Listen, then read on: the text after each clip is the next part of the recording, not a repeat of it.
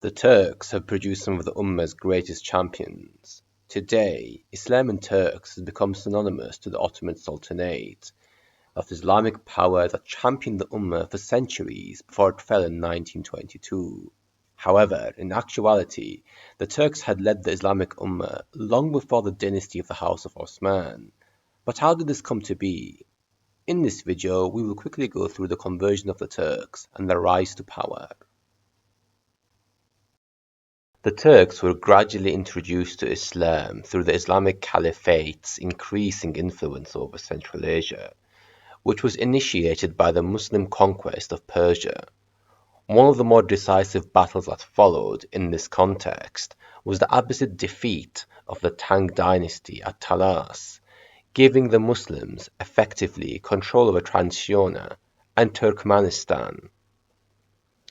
The Turks found the message of Islam appealing, for they had already proclaimed to worship one God, despite the shirk involved in Turgerism.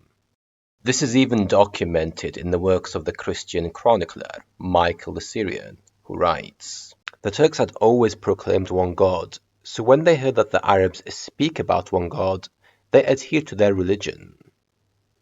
The Dawah had reached them through various ways, but one of the more active methods came through mercenary. The Turks, who were known for their great combat and fighting skills, were recruited as mercenaries by the Arab caliphs of the Abbasid Caliphate. In return for their services, they would be given citizenship in Baghdad. Many of these Turkish mercenaries converted to Islam, and although they were granted permanent residence, some of them returned to Central Asia once they completed their services, and they taught Islam to fellow Turks in their own native language. This process of conversion was effective, and it would dramatically increase under the reign of Caliph al-Mu'tasim. The Abbasid Caliphate would briefly enter a state of turmoil after the death of Harun al-Rashid. Two sons of the late Caliph, al-Ma'mun and al-Amin, quarreled over succession, which led into a civil war that initiated a period that has been referred to as the Fourth Fitnah. Al-Ma'mun came out on top and al-Amin was executed after the siege of Baghdad. However, tensions never really went away. The historian Hugh Kennedy writes, "In the aftermath of the civil wars which followed the death of Harun al-Rashid, there was a pressing need to recruit and maintain an effective army whose loyalty would be to the caliphs alone." Abu Ishaq Muhammad ibn Harun al-Rashid, better known as al-Mu'tasim, understood this, and when he succeeded his half-brother al-Ma'mun as caliph, his solution was to turn to the Turks, suspecting treachery from amongst the already established elite. The historian Amira Benison writes, "He chose the Turks for pragmatic reasons. They were skillful and hardy cavalrymen, able to withstand enormous privations. They did not have any commitments or loyalties to Muslim communities or factions which could interfere with their obedience to the Caliph." This latter point made sense, for unlike the Arabs and the Persians at the time, the Turks who arrived had no Islamic background, and therefore owed no loyalties to anybody else except the Caliph who brought them in. Thousands of Turks would arrive in Baghdad to form al-Mu'tasim's royal guard and regiment, and thus the Turkification of the Abbasid Caliphate began. Interestingly, Ja'far al-Khusaki alleges that he had already begun recruiting Turks before his reign as Caliph, accumulating 3,000 men during the reign of al-Ma'mun. This move, as expected, did not bode well with the established elite that had existed previously. Not only were they effectively being replaced, but there had also been a cultural clash.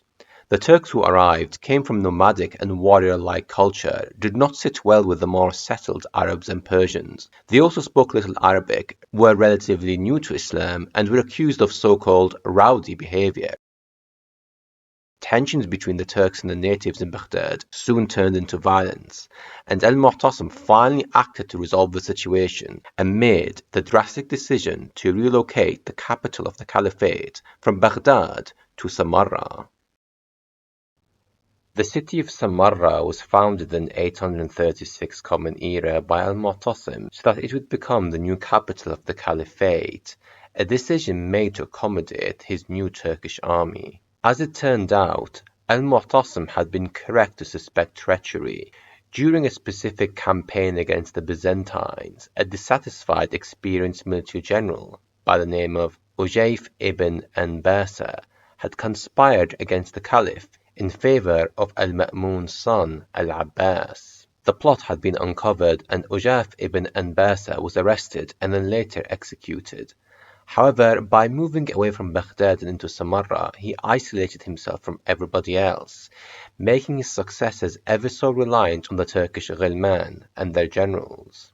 In 861 Common Era, Caliph al-Mutawakkil was murdered by his Turkish guards after growing tensions between the two, which resulted into what has been referred to as the Anarchy at Samarra. During this period, the Turks contested on who should be the Caliph, and in the space of 9 years there had been 4 Abbasid caliphs.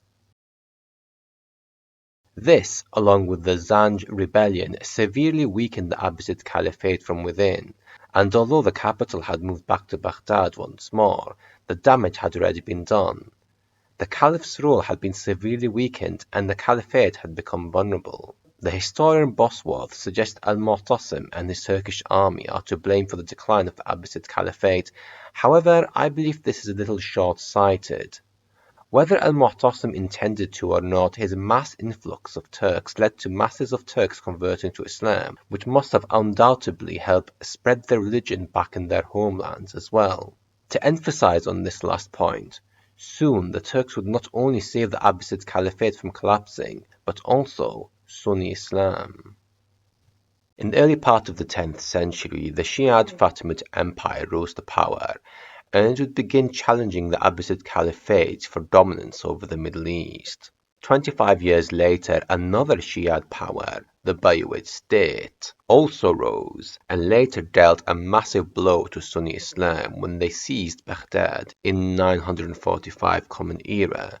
Quite remarkably, the Shia Buyyids chose not to expel the Sunni Caliph, but to keep him under their control. As the century progressed, things became worse. The Shia Fatimid Empire would annex large territory, including Egypt and Levant, leaving the Turkic Ghaznavids and Umayyad al-Andalus the only two real representatives of Sunni Islam left. However, with the Fatimids controlling pretty much all of North Africa, it felt as if it was only a matter of time before they invaded Al-Andalus as well. This period is considered to be one of, if not the darkest in the history of Sunni Islam. The Shia religion had clearly been more dominant, and Sunni Islam's survival had been hovering. For this reason, this period has also been referred to as the Shia century. It would be the ancestors of the Turkic warrior Seljuk Beg of the Oghuz tribe who would save Sunni Islam. By this time, Islam had become widespread in Turkic territory, and although the consensus is that Seljuk was not born into a Muslim family, his decision to convert was crucial.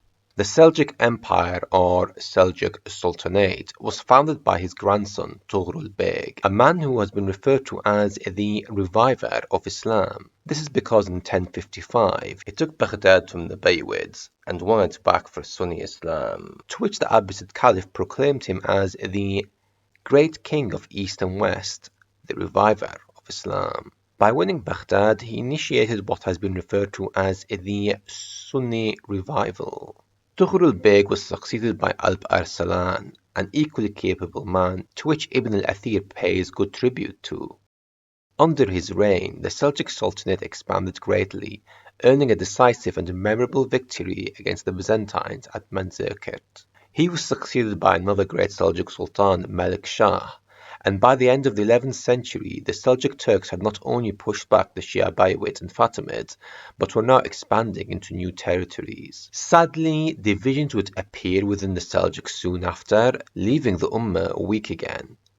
The timing could not have been worse because soon the entirety of the Middle East would be rocked by another event, which would once again reshape its entire structure: the Crusades. Looking back, I do find it interesting how a relatively unknown group of people who at first were considered infamous when they first arrived in their masses at Baghdad not only saved Sunni Islam but led it for many many centuries. Since Tughril Beg won back Baghdad in 1055, from then on, barring the exception, it had been made clear that the Turkic Sultan had become the real man with power, and not the Abbasid Caliph. This continued even throughout the Mamluk Sultanate until, essentially, the two rules merged into one under the Ottoman era. Hence, from 1055 until probably the end of World War I, the most powerful Islamic powers had been Turkic or founded by Turks. If you like this video, please remember to like, share and subscribe, and you might want to check out some of the other videos we have on this channel. Assalamu alaikum wa rahmatullahi wa barakatuh.